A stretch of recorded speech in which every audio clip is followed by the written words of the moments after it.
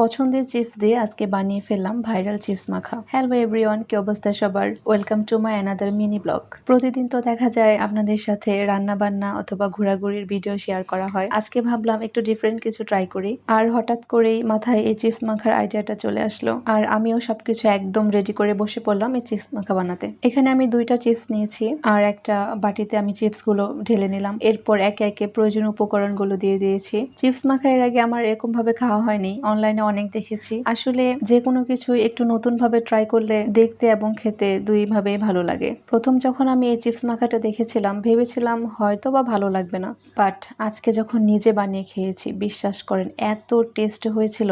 আমি তো ভাই পুরাই ফ্যান হয়ে গেছি এই চিপস মাখার। আপনারা কিন্তু অবশ্যই এই চিপস মাখাটা বাসায় ট্রাই করবেন। এটা দেখতে যেমন সুন্দর লাগে খেতেও ভীষণ টেস্ট। আমি তো ভাই নেক্সট টাইম আবার ট্রাই করবো এই চিপস মাখাটা। আর আপনারাও আপনাদের পছন্দের চিপস দিয়ে অবশ্যই এটি ট্রাই করে দেখবেন।